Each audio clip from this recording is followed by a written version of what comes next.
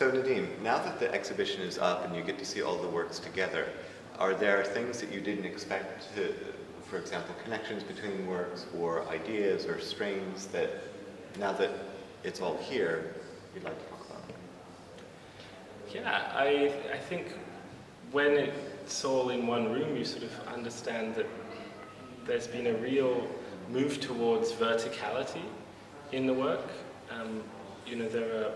There are pieces in the exhibition that are, obelisks of a sort, or else they have a kind of a sculptural projection upwards. So this kind of vertical trajectory of a lot of the work, and also an interest in sort of floating or kind of hovering, languages. I think it was something I didn't quite imagine there'd be so much of it somehow early on in the game. And it's got me thinking about why hovering, floating, why upward projection is such a key theme for the artists. I think it might have something to do with the imagination of Antarctica as an expansive, flat plain, in a sense. You imagine a white desert, right? You imagine kind of a frozen sea, for example, and of course it has all those features. And I've read that indeed the South Pole is a plateau, a very flat plateau with a lot of snow. In fact, Scott spoke about just how utterly impossible it was to walk in this kind of terrain. So I think this imagination of Antarctica as a desert, and a flat one at that, has probably produced a desire to offer, a kind of counterintuitive. I mean, for me, you speak of a desert, and I think about the context, in terms of a desert of history, in a way, of architectural history, especially in a city like Venice, which is so built and is it's also kind of a frozen place, It has such a strong architectural history and so many precedents that it's almost impossible to do anything else here.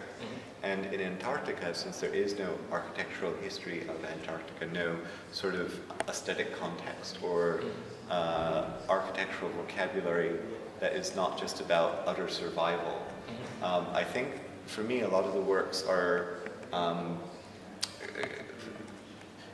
they show us ourselves in a different way. They show what our preconceptions are. They show when there's nothing to respond to per se, all you have is yourself as an artist. We each made these works kind of individually without seeing one another or knowing what one another is doing. So there's not really an Antarctic urban, in terms of responses and conversations between pieces. Yeah, I mean, if one imagines Antarctica as a tabula rasa of sorts, then, the question is what kind of mark is made. And I wouldn't say that, when we talk about, we project ourselves onto it, I think it's worth unpacking that a little, because I think what we project are sort of structures,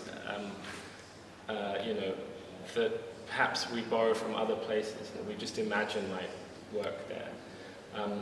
When I spoke to Hugh Broughton about the design for Halley 6, I said, what did you look at in terms of architectural precedent when thinking about how this thing would look, how, what kind of character it might have?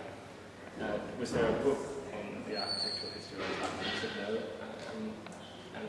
But then they said, in the end, we dug out our old Thunderbirds book, which had sections of the Thunderbird spaceships. So that sort of turned on a light bulb for me, in a sense. I understood that, the Antarctica has some really counterintuitive cultural moments.